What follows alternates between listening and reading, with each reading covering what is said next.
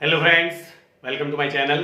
तो हम पढ़ रहे थे उत्तराखंड का इतिहास और उत्तराखंड में गढ़वाल के पवार वंशीय राजाओं के बारे में हम पढ़ रहे थे। ठीक है, लास्ट क्लास में हमने पढ़ा था पवार वंश के राजा महिपति शाह के बारे में। ठीक, आज हम पढ़ेंगे पवार वंश के अगले राजा महिपति शाह के बाद जो बने वो थे पृथ्वीपति शाह। ठीक, महिपत शाह के बाद पृथ्वीपति शाह कुमाऊं के अगले राजा बने 1634 से 64 तक। प्रारंभ में 1634 से कुछ वर्षों तक पृथ्वीपति शाह राजमाता कर्णावती के संरक्षण में रहे, जो हमने लास्ट क्लास में पढ़ा था। ठीक, इसके बाद पृथ्वीपति शाह का शासन शुरू हुआ। पृथ्वीपति शाह ने देहरादून के अंदर पृथ्वीपुर नामक नगर की स्थापना की। पृथ्वीपुर नामक नगर की स्थापना देहरादून के अंदर पृथ्वीपति शाह ने की। ठीक है, इसके बाद पृथ्वीपति शाह के समय में 1655 में पृथ्वीपति शाह के समय में 1655 में शाहजहां ने गढ़वाल पर दूसरी बार आक्रमण कर दिया। दूसरी बार आक्रमण किया। ठीक है, शाहजहां का गढ़वाल पर पहला आक्रमण रानी कर्णावती के समय में हुआ था, नवाजत खां के नेतृत्व में। दूसरा आक्रमण शाहजहां ने 1655 में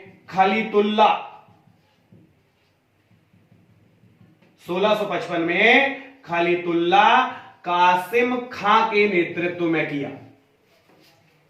ठीक है, गढ़वाल पर शाहजहां का दूसरा आक्रमण 1655 खलीतुल्ला कासिम खां के नेतृत्व में हुआ और इस वक्त देहरादून मुगलों के अधिकार में चला गया। इस वक्त देहरादून मुगलों के अधिकार में चला गया, लेकिन कुछ समय बाद ही शाहजहां ने खलीतुल्ला कासिम खां को वापस बुला लिया और इसके स्थान पर चतुर्भुज सिंह को देहरादून में नियुक्त कर दिया। किसके स्थान पर? खलीतुल्ला कासिम खां के स्थान पर चतुर्भुज सिंह को देहरादून में नियुक्त कर दिया और पृथ्वीपति शाह ने चतुर्भुज सिंह पर आक्रमण कर दून वापस ले लिया। ठीक है, तो देहरादून वाला जो क्षेत्र है जिस पर शाहजहां ने आक्रमण कर अधिकार कर लिया था, जब खलीतुल्ला को वापस बुला लिया तो पृथ्वीपति शाह ने चतुर्भुज सिंह पर आक्रमण कर देहरादून वाला क्षेत्र जो है उसे पुनः विजित कर लिया, पुनः प्राप्त कर लिया। ठीक, लेकिन शाहजहां ने 1656 में फिर दोबारा से गढ़वाल पर आक्रमण कर दिया। ठीक है, तो 1656 में इसके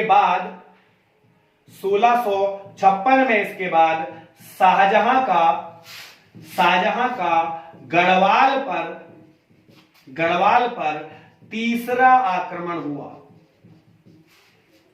शाहजहां का गढ़वाल पर तीसरा आक्रमण 1656 में पृथ्वीपति शाह के ऊपर हुआ।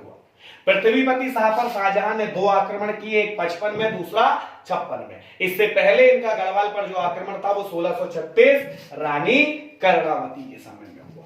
ठीक, अब 1656 में मुगल बादशाह शाहजहां का स्वास्थ्य खराब होने के कारण उनके पुत्रों के बीच में उत्तराधिकार का युद्ध प्रारंभ हो गया। शाहजहां का स्वास्थ्य खराब होने के कारण उनके पुत्रों के बीच उत्तराधिकार का युद्ध प्रारंभ हो गया और जिसमें औरंगजेब विजयी हुआ। औरंगजेब ने अपने तीनों भाइयों की हत्या कर दी, जिसमें औरंगजेब का सबसे बड़ा भाई और शाहजहां का सबसे बड़ा पुत्र दारा शिकोह था। ठीक है, शाहजहां के पुत्र औरंगजेब ने अपने तीनों भाइयों की हत्या कर दी और इसका सबसे बड़ा भाई था दारा शिकोह, जो बहुत विद्वान योग्य शासक, जो योग्य व्यक्ति जो था। ठीक है, दारा शिकोह की हत्या के बाद दारा शिकोह का पुत्र सुलेमान शिकोह, ठीक है, दारा शिकोह का पुत्र था कौन? सुलेमान शिकोह। तो दारा शिकोह ने अपने पुत्र को पर्वतीय क्षेत्रों में जाकर शरण लेने या छिपने की सलाह दी। ठीक है, तो सुलेमान शिकोह इस समय, यहां इसलिए पढ़ रहे हैं इसको क्योंकि सुलेमान शिकोह इस समय गढ़वाल आया। सुलेमान शिकोह मुगलों से भागकर कहां आ गया, या औरंगजेब से भागकर कहां आया? गढ़वाल आ गया, पर्वतीय क्षेत्रों की ओर आ गया। आने का कारण देखिए, उस समय मुगल शासकों से लगभग आसपास के सभी राजा भयभीत रहते थे, कोई भी मुगलों से दुश्मनी नहीं लेना चाहता था। लेकिन क्योंकि रानी कर्णावती ने इससे पहले, पृथ्वीपति शाह से पहले रानी कर्णावती ने मुगलों को पराजित किया था, और पृथ्वीपति शाह के समय में भी मुगलों से पृथ्वीपति शाह ने 2 युद्ध लड़े थे। ठीक, तो इस वजह से भी, और दूसरा गढ़वाल का जो भूगोल था, गढ़वाल का जो जियोग्राफिकल स्ट्रक्चर है, उस आधार पर मुगलों का यहां आक्रमण करने की संभावना या सफल होने की संभावना जो थी वो बहुत कम थी। पर्वतीय क्षेत्रों में मुगल सफल हुए भी तो वो देहरादून वाले क्षेत्र में केवल। क्लियर? तो सुलेमान शिकोह भागकर गढ़वाल आ गया, गढ़वाल आ गया, और इस समय इसके साथ 17 और लोग भी यहां पर आए थे। ठीक है, इस समय सुलेमान शिकोह के साथ मुगल राज दरबार से भागकर कितने 17 अन्य लोग भी यहां आए थे। इन्हीं 17 लोगों में से आगे चल के मौला राम के वंशज वो भी इन्हीं के साथ में, यानी सुलेमान शिकोह के साथ में गढ़वाल में आए थे। ठीक है, तो सुलेमान शिकोह गढ़वाल आया, पृथ्वीपति शाह ने उसे अपने यहां शरण प्रदान की। कैसे? सुलेमान शिकोह को। अब मुगल बादशाह औरंगजेब ने अपने सभी दुश्मनों को समाप्त कर दिया था, लेकिन एक आशंका विद्रोह की अब भी मुगल बादशाह के अंदर थी, वो थी सुलेमान शिकोह। इसलिए औरंगजेब ने सुलेमान शिकोह को वापस लाने, पृथ्वीपति शाह से प्राप्त करने के लिए अपने वफादार जयसिंह को भेजा। जयसिंह ने पृथ्वीपति शाह से सुलेमान शिकोह की मांग की, किंतु पृथ्वीपति शाह ने सुलेमान शिकोह को वापस लौटाने से इनकार कर दिया।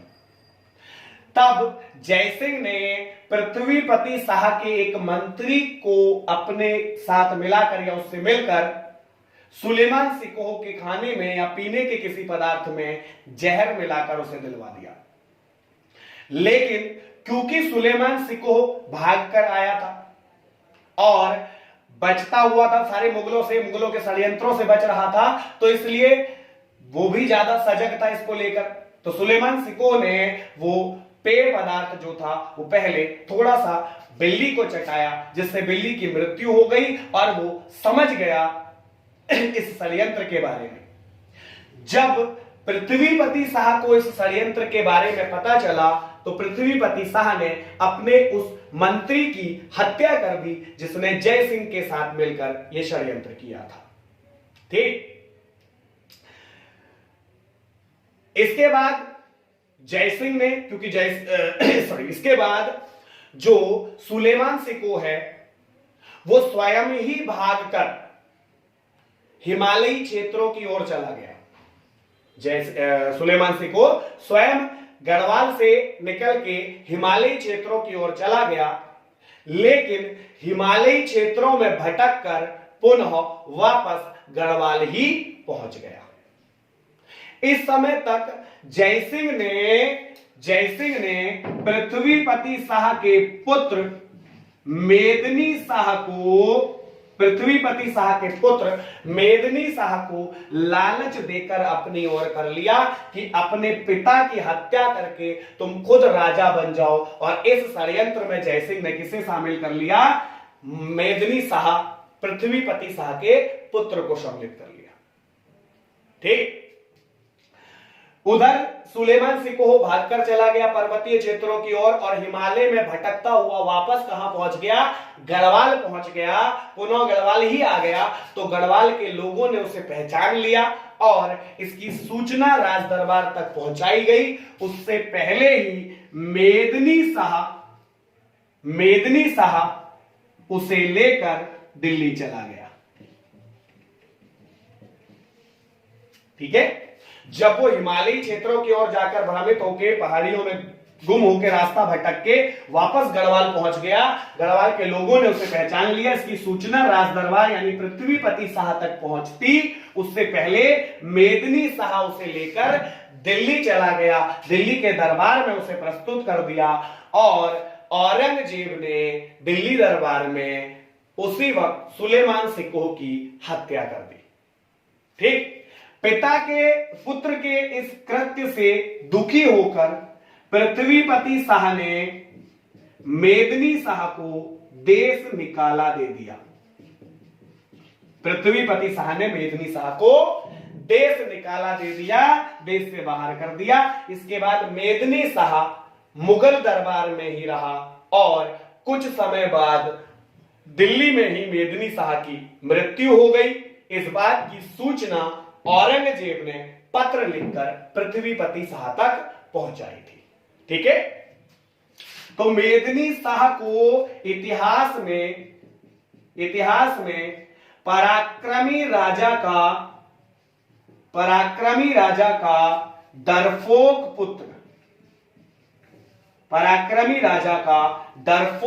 पुत्र कहा जाता है। किसे? मेदिनी शाह को कहा जाता है इतिहास में पराक्रमी राजा का डरपोक पुत्र। ठीक। और सुलेमान सिकोह के लिए इतिहास में अभागा शहजादा सुलेमान सिकोह को इतिहास में कहा जाता है। ठीक है। तो ये उपनाम इनको प्राप्त हुए।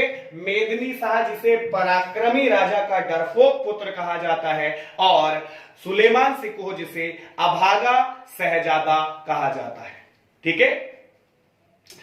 इसके बाद इसके अतिरिक्त पृथ्वीपति शाह गढ़वाल के पहले राजा हैं जिन्होंने रवाई क्षेत्र पर ध्यान दिया। ठीक है। पृथ्वीपति शाह गढ़वाल के पहले राजा हैं जिन्होंने रवाई क्षेत्र पर ध्यान दिया। ठीक। रवाई के अंदर पृथ्वीपति शाह ने राजगढ़ी को राजधानी बनाकर राजगढ़ी को अपनी दूसरी राजधानी बनाकर इसी समय केवल पृथ्वीपति शाह के समय में रवाई क्षेत्र में राजगढ़ी को अपनी दूसरी राजधानी बनाकर दिलीप शाह को यहां का प्रशासक इन्होंने नियुक्त किया था। तो पृथ्वीपति शाह पहले राजा हैं जिन्होंने रवाई क्षेत्र पर ध्यान दिया और रवाई में राजगढ़ी नाम के स्थान को अपनी दूसरी राजधानी बनाकर दिलीप शाह को वहां का प्रशासक नियुक्त कर दिया। ठीक। इसके अतिरिक्त रवाई का महल भी पृथ्वीपति शाह के द्वारा ही बनाया गया है। ठीक है। और इस क्षेत्र पर रवाई क्योंकि बिल्कुल उत्तर दक्षिण की ओर स्थित क्षेत्र है तो इस क्षेत्र पर सिरमौर से आक्रमण ना हो इसलिए मंधाता प्रकाश जो कि सिरमौर के राजा हैं, मंधाता प्रकाश जो कि सिरमौर के राजा है, सिरमौर हिमाचल प्रदेश, सिरमौर के राजा है मंधाता प्रकाश, इनके साथ हटकोली की संधि की, हटकोली या हटकोटी की संधि की। किसके साथ? सिरमौर के राजा मंधाता प्रकाश के साथ हटकोली की संधि की पृथ्वीपति शाह ने। ठीक है, और कहा जाता है कि पृथ्वीपति शाह के अंतिम समय में, पृथ्वीपति शाह के शासन के अंतिम समय में जनता ने पृथ्वीपति शाह का विरोध करना प्रारंभ कर दिया। विरोध करना प्रारंभ कर दिया। देखिए, विरोध करने का कारण संभवतः मुगलों से बेवजह की दुश्मनी, औरंगजेब से, अपने ही पुत्र को देश निकाला देना, ठीक, जो भी उसके कारण रहे।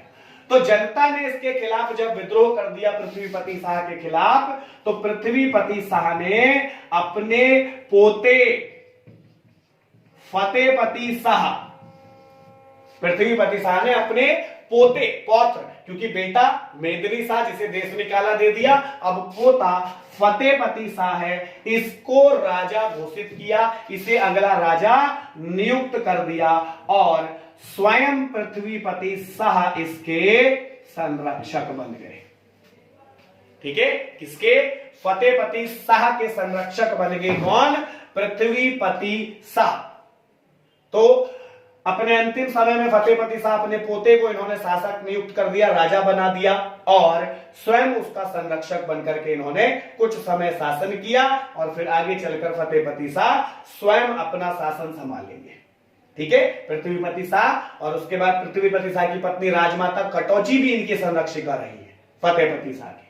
फतेहपति शाह जिन्हें की गढ़वाल का शिवाजी भी कहा जाता है, ठीक, और पवार वंश का तीसरा सबसे प्रतापी राजा फतेहपति शाह है। गढ़वाल में पवार वंश के तीसरे सबसे प्रतापी राजा फतेहपति शाह है। सबसे पहले अजयपाल सबसे प्रतापी राजा, मान शाह दूसरे सबसे प्रतापी राजा और फतेहपति शाह तीसरे सबसे प्रतापी राजा, जिनके बारे में हम अगली क्लास में पढ़ेंगे। ठीक।